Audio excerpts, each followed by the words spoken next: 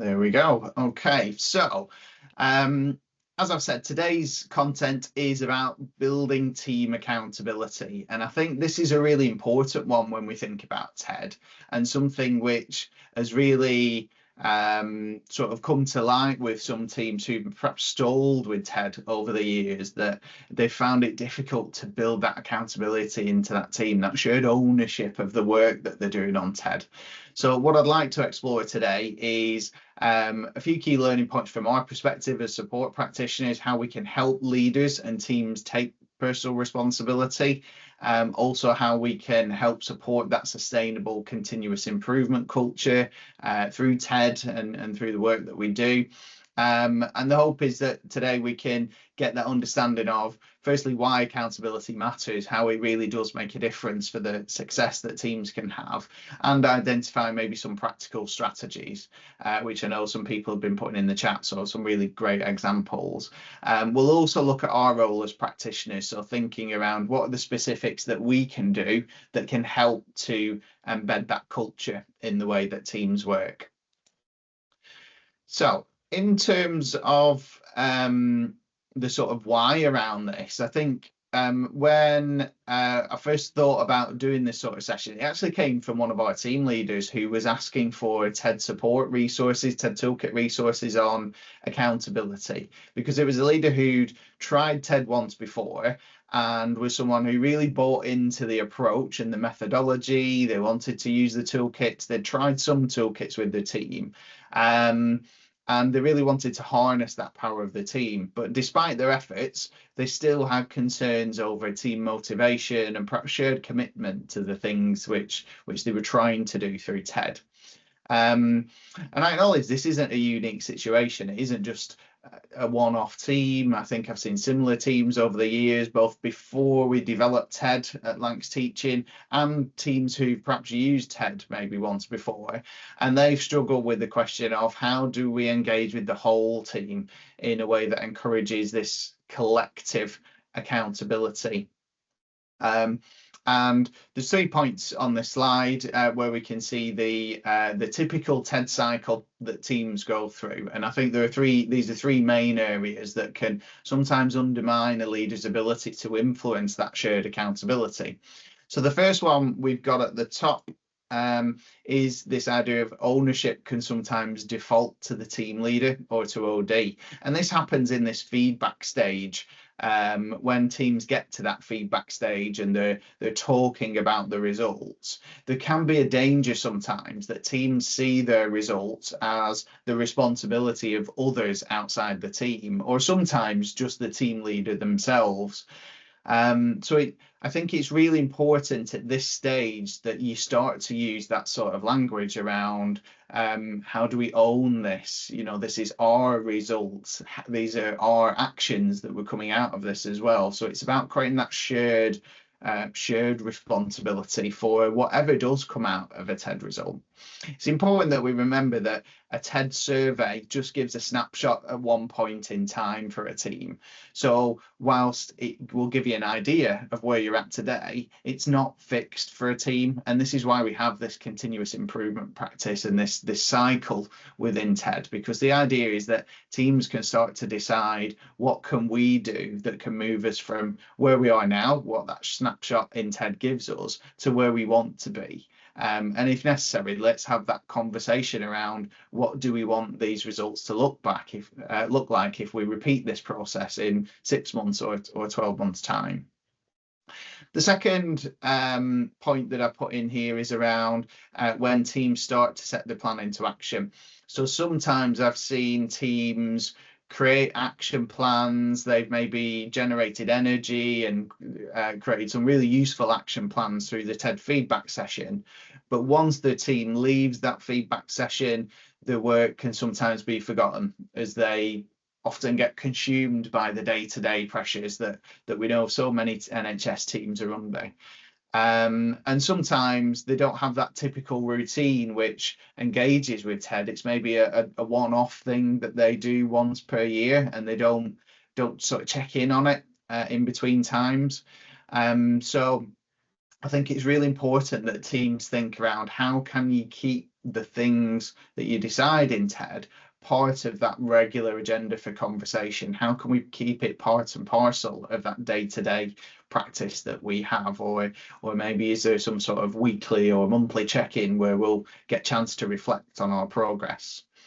And finally, there's this point about reviewing progress, and sometimes there can be a lack of follow through or evaluation. So when we think about the stage of reviewing progress, it's really important that teams do take the time to evaluate what's working, what's maybe not working about their plans, and also how has the landscape perhaps changed since we had our team engagement discussion. I think we know from reflecting over the past few years that things change awfully regularly in the NHS, and a team doing the TED survey in January might be in a completely different place come August as we are now. So it's really important that the team reflects on how that landscape might have changed, what information has come to light, how has the team changed, what new ways of working have we got, or how the changes that we made on the back of TED, how are they having an impact on the way we're working, on our team culture? And are we happy with the direction things are having, or do we need to check back in? Do we maybe need to revisit TED, even if we haven't planned to do it for another few months? Do we need to think about rechecking in based on our current context? So there's three sort of clear areas there, or 3 points where I do sometimes see teams fall down with this. And I think what I'd like to do today is try and get across, firstly, the importance of getting these things right, but also give you some strategies and some things that you can pass on to your team leaders to think around how do we make accountability a big part of this team improvement process. So when we consider what accountability really means, these sorts of ideas appear. So first off, team accountability is about shared commitment. So I've mentioned that a few times already today. It's about team members taking ownership of their actions, and it's about following through on agreed plans. So I think there's some key points in there. I think that I like that bit about agreed plans. So this idea that you're agreeing it together, you're co-creating your plans, I guess, and that can really help to create that shared ownership and commitment. When we think about NHS teams, and this is one from the Leadership Academy, team accountability is about NHS teams collectively owning their engagement action plans, taking that shared responsibility for implementing improvements. It might be about tracking progress. So when we think about TED, it might be repeating your TED, monitoring that distance travelled, we sometimes call it, or what have the changes been. But also continuously enhancing the experience of working together to delivering high quality patient care. So this idea definitely in there that accountability is linked quite closely to continuous improvement. It isn't something which you can just decide this is the way we're going to work and that's how we're always going to be accountable, because the reality for a lot of teams is that situations do change. You'll get new team members over time, you might get new team leaders over time, you'll get different ways of working which lend themselves to different times, different situations.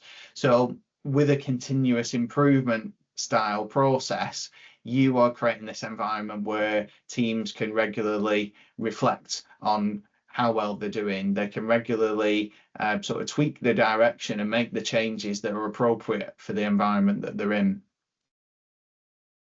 In terms of the barriers which might make this difficult, it can be really easy, I think, sometimes from an outside perspective to suggest that all teams need to improve the feedback process. And if we have this really robust action plan, it can help to hold team members to account and really sort of force that accountability. But I think it's really important to remember the challenges which a lot of teams are under and the things which make it difficult. I think accountability isn't something which we can just give a framework or a set style of action plan or a sort of robust directive to say this is how you make accountability, or this is how you sort of embed accountability. It's something which needs to be built over time.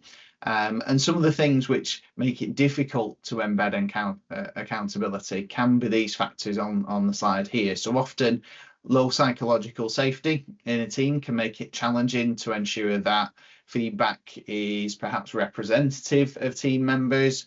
I think sometimes particularly when you do a TED survey, sometimes it can feel difficult for team leaders if maybe they're not getting 100% response rate in the TED survey, and particularly when they're doing their first TED, it's often not common for teams to get 100% response rate. You've got to sort of work at that over time. So it can be challenging when perhaps there isn't a history of psychological safety, or there's maybe low confidence in what the team's tried in the past. So you've really got to sort of build that confidence over time. I think the second point, and something I know Ollie mentioned in our icebreaker activity before we started recording, this idea of sometimes when there's ambiguity in roles and expectations, it can be really difficult to then follow through on the actions that you might have planned. So if there aren't clear roles and clear responsibilities, and that goes for a team leader as well as team members, understanding what part they play in the actions that you agree to. I've seen quite a number of occasions where teams have agreed on actions, but because they've not been specific around how they're actually going to implement them and what each person's responsibility would be, that those actions have just sort of fallen by the wayside because everybody's sort of waiting for everybody else to take ownership of it or to drive their actions forward. So I think that can be a real challenge for some teams. And it can also be a really real challenge for teams that are working in high pressured environments when there might be a number of different action plans on the go at once. I think a lot of NHS teams do have an awful lot of performance targets for a range of different metrics. And sometimes creating those action plans related to TED can feel less important than actions related to other areas of their work, and sometimes appropriately so. But I think when we're thinking about engagement, it's really important that we make those links between how team engagement has that ripple effect onto those other measures, which might be really important for teams. And final point there is sometimes there can be an over-reliance on external facilitation. So I think I see this quite often in NHS organisations, particularly when you're first coming on board in TED. It was definitely the case for us at Lancs Teaching, and it's still the case for us in some areas of our organisation where team engagement or team action planning sometimes is seen as the responsibility of someone outside the team. So whether that is getting in an external OD facilitator, getting in an expert on a particular topic, or outsourcing our actions to senior management because it's their responsibility. I think sometimes there can be a culture of this over-reliance on other people outside the team, and what that leads to is that lack of ownership inside the team, which again sort of highlights how important it is that with our actions that we create for teams, we make sure we're really specific on what are the things inside our control. As much as there might be people externally that can affect this topic for us, actually we have a role to play as a team, and everybody in our team plays a part in that team culture and that shared accountability. So how can teams enable accountability? So firstly, it's really important to create shared ownership. And when we think about that, what it actually means is around those quotes that I showed up on that earlier slide, really. Creating actions or having plans that are co-created together, making sure that everybody's part of creating those actions so that they understand the why, they understand the purpose for those actions and how they link to their own values perhaps, or the team's purpose. In terms of why it matters, when everybody can contribute to that, you get greater buy-in, and people feel more motivated because they understand that decision process. And I think sometimes, particularly when you're in really big teams or really diverse teams, there might be lots of different ideas on what are the right actions to do. So it's really important to explore those together so that team members understand why one action is being taken over another, or why you're trying something now with a view to learning from it and then maybe trying something else in the future.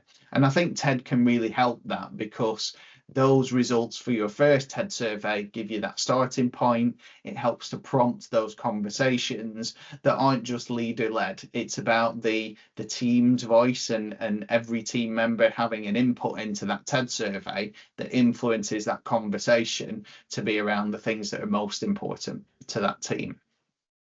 So I just wanted to throw this question out at this point. So how do you ensure teams own the plan, not just agree to it? So has anyone got any thoughts on that? You put your hand up or in the chat. Thinking, have you any examples where you've encouraged the team to own their plan, or is there anything you do in your practice that helps teams own their plans, maybe? Any thoughts?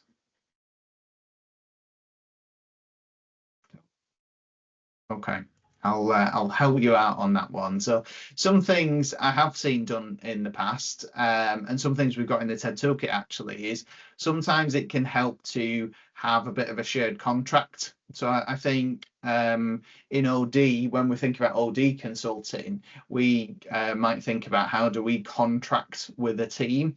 And I think the same sort of contracting process is really important when a team sort of engaging in something like this. So it might be that sort of verbal contract in terms of how does the team leader introduce TED to their team? How do they sort of present TED as something which is our feedback and things which we will be working on? It's about that language that they use.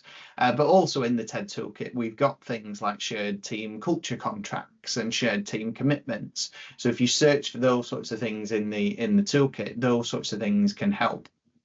Other things which might help with this is maybe in your team action plans, thinking about being really specific to what parts of your actions apply to different members of the team.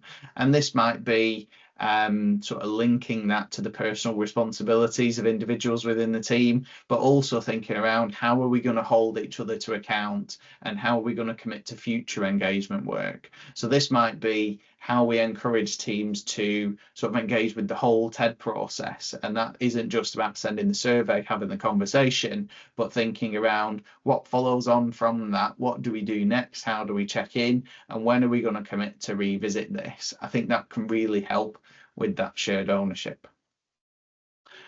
Okay. Next key factor in accountability is around clarity and commitment. So by this, we mean about actions being specific, time bound. It's those sort of SMART objectives type acronym, but also about being visible to all, so being really clear. This is really important because sometimes vague intentions can lead to vague outcomes. And I mentioned earlier around, I've seen examples in the past where teams maybe had a really great TED session, come up with some really great ideas, but then those ideas have fallen by the wayside after that TED feedback session because they've not been really specific around the sort of how they're going to actually implement it and who is responsible, and by when as well. So it's those sort of specific, measurable, achievable, realistic sort of things. So in terms of how TED helps this, there are TED toolkits focused around SMART actions. There are action plans in TED. So there's different ways that teams can use the TED toolkit to help with their action plan. And something we're currently working in terms of our development is how we can build some interactive action plans into TED that will prompt team leaders to create action plans which meet that sort of SMART criteria and give them specific things to work on with their team. So another sort of question to throw out there, what do you feel helps teams move from ideas to clear commitments?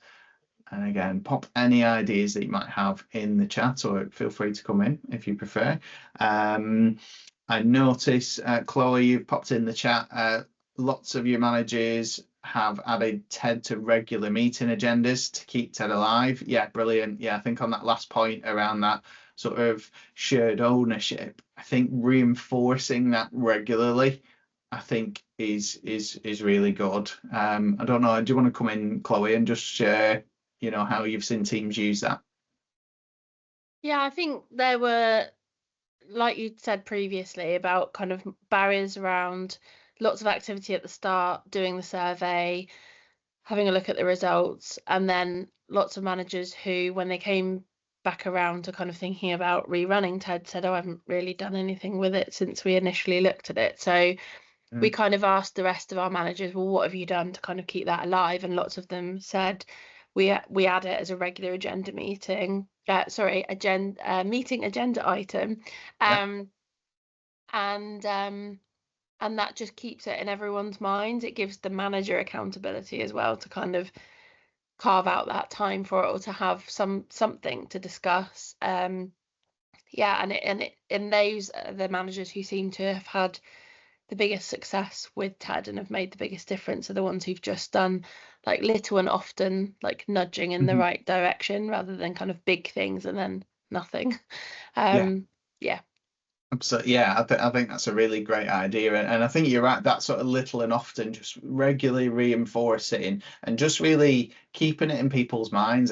Yeah. I think something I've seen teams do is it might be putting your TED action plan up in a very obvious place in the staffing area. Then it's there for you to point to, refer to, maybe during your team meetings or from a manager's perspective during one-to-ones, maybe just having them sort of really clear, but not sort of making it a big check-in exercise. And okay, that will work for some teams, but for most teams, it's about just that regular keeping momentum, just keeping things ticking along. Something I did see one team do is they sent a monthly poll out on MS Teams with I think they had 3 or 4 TED actions, and at the end of every month, they just asked the team to rate on a scale from 1 to 5, how are we doing with our TED actions? And what that did, it did give them a measurable progress measure over the 12 months that they were working on. But it also helped to just reinforce with everyone to remember what were our TED actions, what did we agree to together. So I think any ways that you can do that can really help. And of course, important to remember, different things will work for different teams. So I'm a big fan of teams just having a go at trying something. And if it's not for them, that's fine. Reflect on it, learn from it, perhaps tweak it and try something a little bit different to keep it fresh and sort of reinvigorate your approach to it with your teams. Oliver, you mentioned as well, focusing on prioritizing 1 or 2 key things per TED cycle rather than trying to do everything all at once. Yeah, I couldn't agree more with that one. So yeah, making it achievable and sustainable. So yeah, I think again that can be a challenge where I see some teams fall down sometimes with TED is that they're perhaps overly ambitious with their actions and they're trying to completely revolutionize the culture in one cycle of TED. And I think sometimes that can be the reason why when a team comes to do a follow-up TED, they maybe keep putting it off because they're trying to complete those actions which were really expansive and perhaps they weren't realistic in terms of the pressures that they're under a team or the amount of resource that they have, and they weren't perhaps realistic around what is actually achievable in this time frame that we're doing. So yeah, I'm a big advocate for lots of small steps, small achievable things that will get you heading in the right direction. That can help you build resilience in the team. It can help give you lots of opportunities to celebrate success and help you understand and the team understand that you're moving in the right direction. So yeah, really great point. Fab. So next point is this idea of psychological safety. So absolutely something we talk about a lot in TED and something we really do want to encourage and try and foster in our teams that use TED.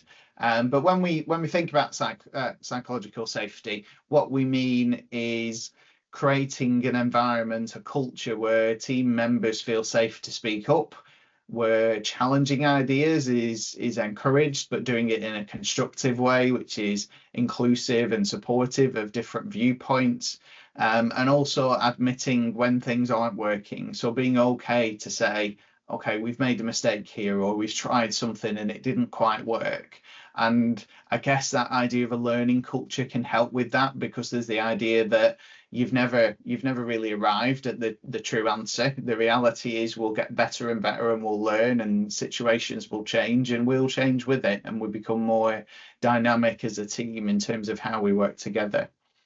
In terms of why it matters, it says the accountability thrives in environments where honesty is welcomed and not punished. And I think that's really important, and definitely something which TED aims to encourage within teams, that giving an honest opinion of how you feel in the team, how you feel the team is working, even if that's negative, or even if it's in contradiction to how you think other people in the team may feel, it's really important that people are encouraged to give their honest opinions, and it's okay if they're different from that of others.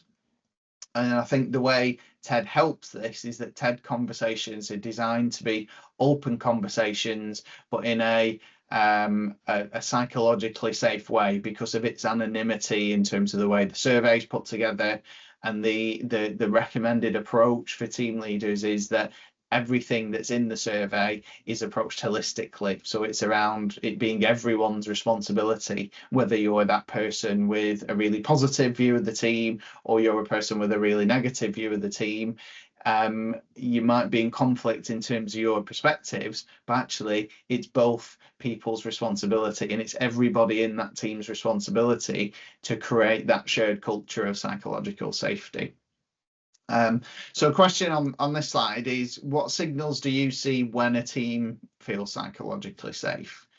So pop your ideas in the chat. But I guess I think in my experience, and from talking to a lot of team leaders, I think quite often you can tell when you especially when you work in a team, you can tell how people feel. But what are the, I guess, telltale signs? What things sort of show you that there is psychological safety in a team? Oh, Chloe, would you like to come back in? Yeah, I was just going to say almost the opposite of that, is that I've definitely noticed teams where I can tell that the team is not psychologically safe, or doesn't feel that way, because in speaking to the manager, they'll maybe adopt quite a defensive kind of stance when they're looking at the feedback. And also we've had a few where managers have said, I know who said that, I can definitely tell that's so and so, and they think that because of this. And they're almost sort of justifying, and we're kind of trying to reframe and say, well, actually, people have shared this because it's important to them, and this is feedback that we need to do something about, to make things better. So yeah, it doesn't really answer your question directly, but it's more kind of on the flip side of when you can tell that that's not the case for a team. Yeah, and I think you're right, and I think it does go some way to answering the question, because I think you're right, and I do see that a lot myself, when the first reaction of a team or a team leader sometimes is to sort of deflect or pass the blame somehow, or say, oh, this is because of X, or this is just this one person who's sort of undermining everything.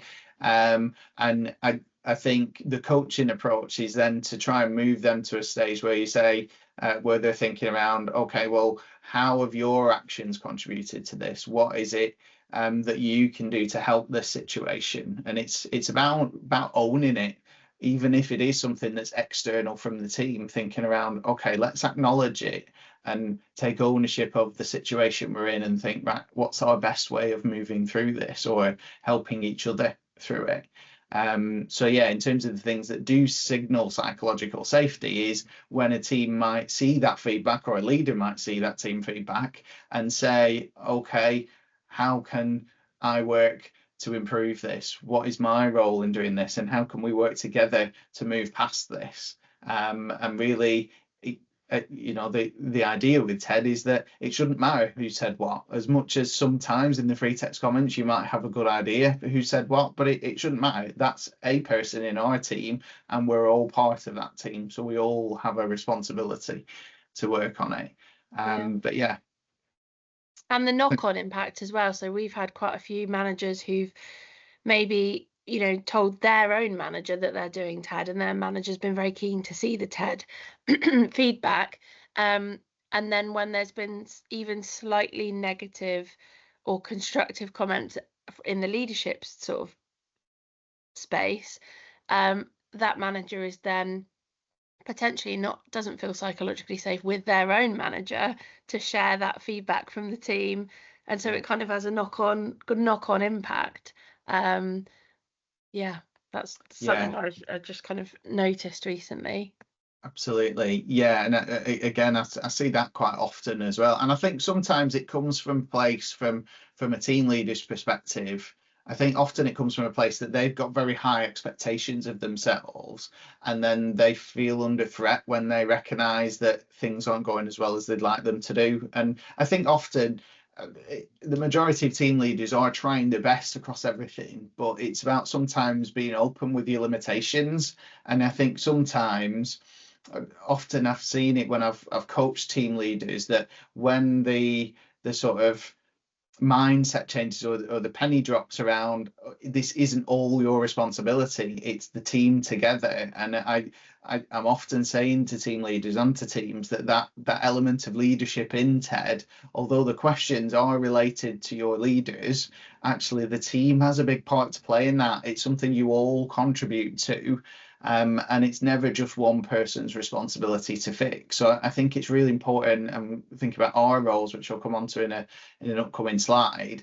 We can play a big part in reassuring team leaders and helping them take ownership, and reminding them that it's okay if the results aren't what you want them to be. But what's really important is that you acknowledge them, and you start to make steps in the right direction, and involving everyone in it can really be quite liberating sometimes for team leaders. But great points. Thanks for sharing, Chloe. And I've noticed quite a few come in the chat. So Jeanette, you mentioned members listening to each other's ideas, even when they might be different from their own. So absolutely, yeah, I think that's a big sign of psychological safety, that people are open to different perspectives, and they're open to things that might be in conflict to their own idea, and they're open to the idea that we might need to compromise on something, or we might need to explore something a bit more to understand what's the best way forward. So yeah, absolutely. And you've also mentioned sharing how they feel. Yeah, so I think when there is psychological safety in teams, team members are encouraged or feel comfortable sharing when they perhaps feel under pressure, or when they feel something's perhaps going in the wrong direction. But they're encouraged to do that in a constructive way, which is helpful for the team and not about sort of holding the team back. But yeah, great points. Thank you. Oliver, you've mentioned errors and mistakes spoken about openly. Yeah, so I think sometimes it can be hard for teams, and definitely for team leaders, to admit when they've made a mistake. And I do think this is one way that team leaders can start to role model some of these behaviors that they want to see in the team, in that it's okay to admit your mistakes. We're all human. We are working under extreme pressure quite often in NHS teams. So let's be open and honest when we get it wrong, and let's learn from that. Let's be okay with accepting where we are, and making those improvements as we go. And yeah, Rachel, along the same lines, tough and contentious issues are openly discussed, and I think that can be really difficult for teams. The idea of let's unpack some of these things which we know are a real problem. Sometimes we perhaps don't feel we've got the capacity to solve them, but I think the first stage in solving problems is to acknowledge them. And although they might not be things that are a quick fix, if we acknowledge them and we understand them, we can start to make steps in the right direction. So last one of these that I've got for you, and I mentioned about leader role modeling. So absolutely, this is something which can help that accountability. I think from a team leader's perspective, when team leaders demonstrate accountability through things like following through, being transparent, inviting feedback, then they can really encourage the same behaviours in the team. It says on there, team members mirror what they see in the team leaders, and I find this can often be the case. So if you see a team leader who's not role modeling accountability, and I think in Chloe's example was a good one, that sometimes team leaders themselves don't role model accountability because they're not seeing it from their own leaders. So it can be really difficult to sort of break that chain, I guess, sometimes, but it's important, I think, for leaders to realize that knock-on ripple effect they have on the behaviors of their teams. And where TED can help with this, there's lots of leadership resources, things that can help develop that capability in our leaders, help them gain the knowledge around things like this, and I guess tips and ideas for ways that they can do this in practice. And I always think just by engaging with TED, just by taking part in the TED process before you've used any of the toolkits, I think that's one really great way that a team leader can demonstrate to the team that they value the team's feedback. They want the team to be involved in decisions that affect them and that matter to them. So just by going through with TED, just by sending out your survey and committing to that conversation, you're making a really important statement there to the team that you value their views. Question on this one is, how can leaders show, not just say, that accountability matters? So again, feel free to pop your ideas in the chat, but I do have some sort of answers on this one, which is related to this month's book. So those of you who've been on a few of these will know each month in our Lunch and Learns this year, I've introduced a book related to team engagement or leadership development that really underpins some of the things that we've got in TED. But when we think about those behaviours which team leaders can sort of demonstrate to role modeling, it's things like this. It's about talking straight, so being honest and direct. It's not, I guess, not avoiding problems or things which might not be going right. Openly admitting sometimes when you don't have the answers, I think, can be really important. Also, to create transparency, so sharing things openly and admitting where you don't have the information, where you don't have the answers is really important. Righting wrongs, so what we've mentioned there about owning mistakes, I think team leaders can role model that by doing these things themselves. We've got showing loyalty, so I guess that's that commitment to the cause, and definitely that commitment to perhaps the organization or the organization's purpose, the organization strategy, showing that alignment. I think sometimes teams struggle because team leaders perhaps distance themselves from what the organization picture is, and I think it can undermine your progress in terms of accountability when you create this sort of us and them sort of culture in a team or in an organization. So it's really important that you acknowledge the direction the organization's going and then think around, how do I play into that? What role does our team have in that? And I'm not going through all of these, but we've got things in there like clarifying expectations, coming back to that idea of clarity and transparency in the way that we work in our teams, things like practicing accountability. So thinking around how you hold yourself and others to account in your team. So it's creating these things in your team culture that you as a leader will also adhere to. And I think a big part of getting team accountability right is the leader playing a big part in that. So final points I wanted to touch on was what is our role? So we're all support practitioners. Those who are in the call might work in OD or in HR, but in some way or another, you're supporting teams to use TED.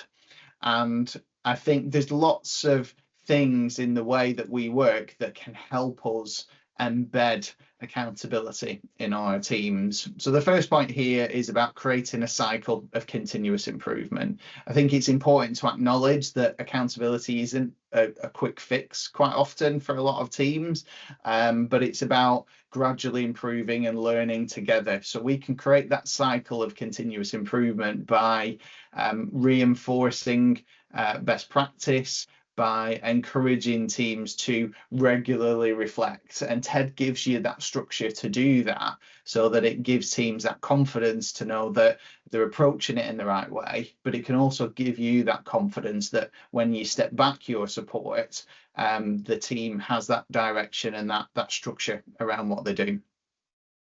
Next thing that we can do is have check-ins and reviews. And whilst this might be really difficult, we definitely can't do this with every team that does TED. I think most of us work in really big organizations. We might have multiple teams doing TED at any one time, so we can't check in with them all, with all of them.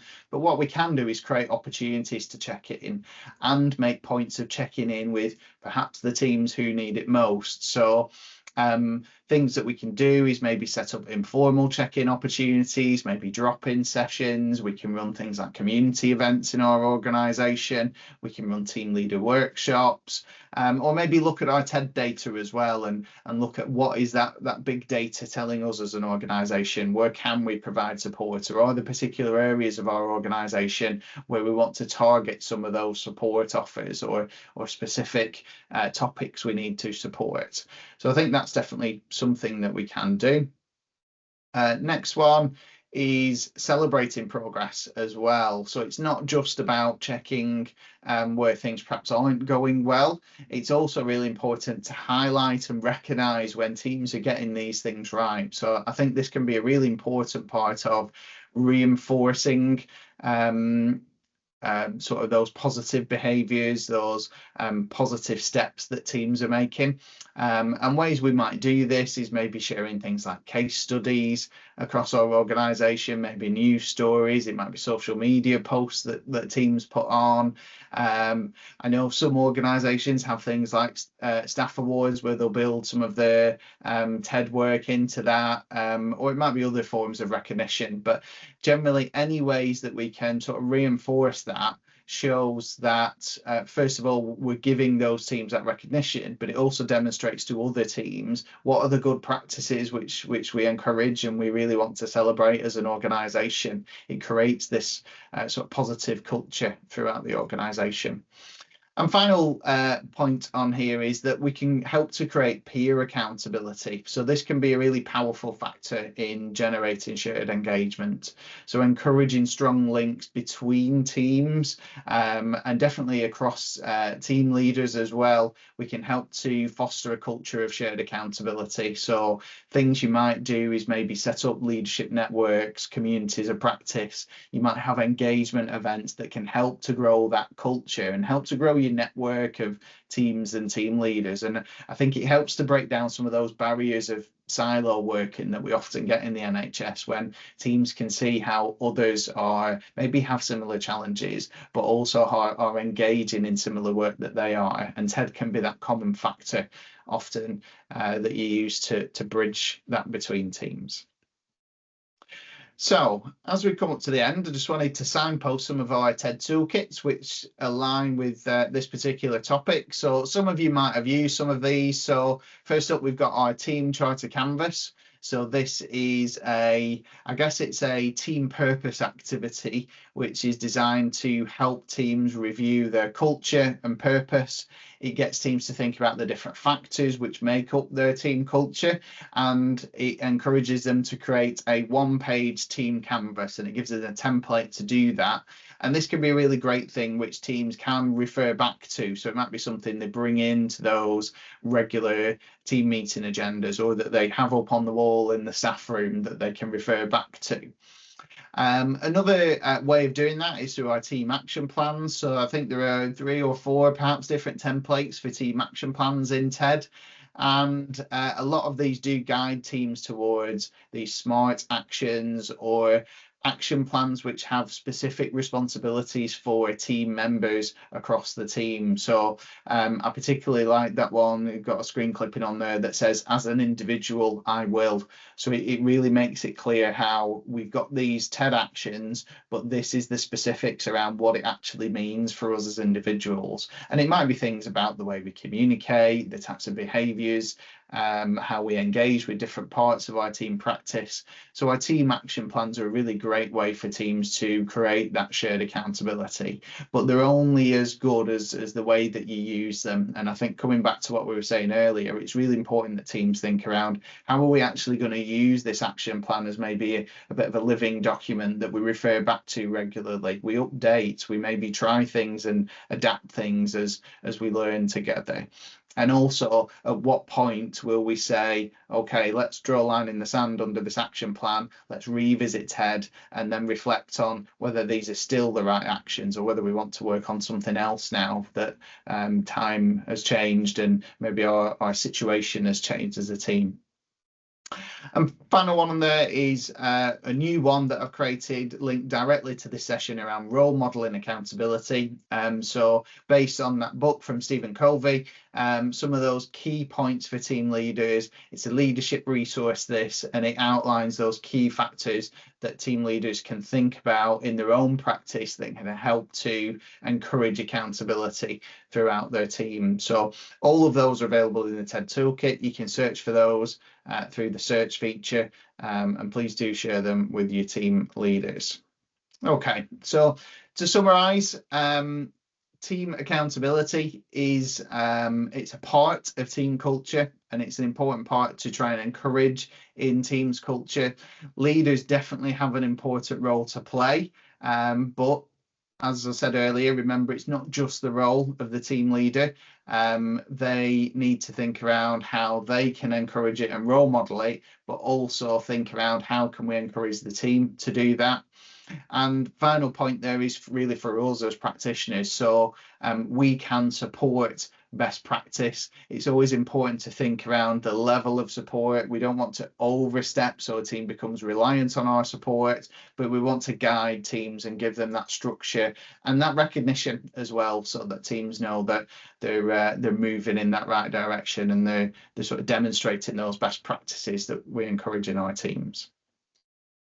Okay, so that's everything from today's session, but as always, we're really happy to have you engage in today's session. Thank you all for contributing, and we really love your feedback. So just in terms of Lunch and Learns, this is actually our last one of the year, because we've got a deep dive next month, and then we do take a break over staff survey before our final deep dive in December. But as always, we're really keen to get your feedback and learn if there's any other topics which could be really useful for either yourselves or your team leaders, your teams out there in your organisation. If there's any really sort of topical things which would really help your team leaders, let us know. Or if you've got something yourself that you think would fit really well into one of these sessions that we can share, by all means, let us know. Lindsay's popped a link in the chat to the feedback, or you can scan that QR code that's up on screen and it'll be on the recording that I send through as well. Final point, just to signpost you to our next event. So if you're brand new, you might just have received some invites to some of these sessions, but if you haven't been on them before, our coffee catch-ups are always really well received. No particular agenda in those sessions, but often a really great place to ask questions, share ideas, see what other trusts are doing. So our next one is on the 4th of September, and we've got one in October as well. And then in terms of quarterly deep dives, our next one is coming up in September. That's on the 23rd. And then our final one of the year will be in December. So if you can come along to those, we'd love to see you there. But if you can't, keep your eye on our YouTube channel. We'll be sending out a mail shot with the slides from today, and our recordings as well. So we look forward to seeing you again in the not too distant future. Thanks a lot, everyone. We'll see you again soon. Thank you. Thanks, everybody. Thank you. Thank you. Bye. Bye. Thanks so much, Lee. Bye-bye. Cheers. Bye.